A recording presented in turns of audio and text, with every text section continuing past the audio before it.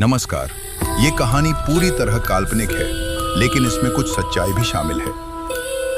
5वां भाग। पहले क्या हुआ था। स्नेहा के पिता ने अपनी बेटी से कहा था कि वो एक आखिरी ट्रिप करके घर लौट आएंगे, लेकिन उसके बाद वो घर वापस नहीं लौटे। पूरे 3 साल बाद वो लौटे, वो भी एक पागल इंसान की तरह। फिर धीरे धीरे सब कुछ ठीक होने लगा। एक दिन स्नेहा की माँ ने उनसे पूछा, तुम वहां से वापस कैसे आए? तब स्नेहा के पिता बताने लगे, मैं एक छोटी सी झोपड़ी में लेटा हुआ था और एक बूढ़े बाबा मेरी सेवा कर रहे थे। उस बूढ़े बाबा की उम्र लगभग 65 साल से ज्यादा होगी। मैंने उनसे पूछा, बाबा मैं कहाँ हूं? तब तक मैं गूंगा नहीं हुआ था। बाबा ने कहा, तुम मेरी झोपड़ी में हो। ये एक द्वीप समूह है जिसका नाम जम्बू द्वीप समूह है। तुम लगभग 1 महीने से यहीं हो। फिर बूढ़े बाबा ने मुझसे पूछा, तुम यहां कैसे पहुंचे? तब मैंने उन्हें सारी बात बता दी। मेरी पूरी कहानी सुनने के बाद बाबा बोले, भगवान ने तुम्हें बहुत बड़ी मौत से बचाया है।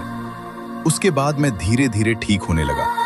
पूरी तरह ठीक होने में मुझे लगभग 7 महीने लग गए। फिर मैंने तय कर लिया कि चाहे कुछ भी हो जाए, मुझे अपने घर वापस लौटना ही होगा। मैंने अपनी बेटी से वादा किया था। 6ठा भाग। फिर मैंने उस बूढ़े बाबा से कहा, बाबा मैं यहां से घर कैसे जाऊंगा? उन्होंने मुझसे कहा, बेटा मैं तुम्हें सिर्फ एक छोटी नाव दे सकता हूं। इसके अलावा मैं तुम्हारे लिए और कुछ नहीं कर सकता।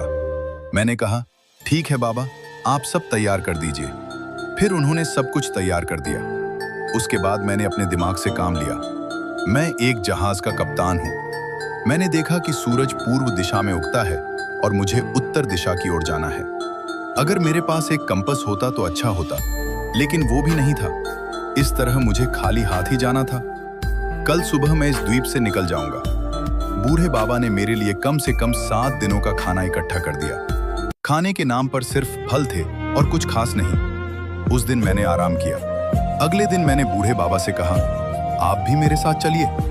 उन्होंने कहा, मेरी उम्र हो चुकी है और इस दुनिया में मेरा कोई नहीं है। फिर मैं उस छोटी नाव को लेकर वहां से निकल पड़ा।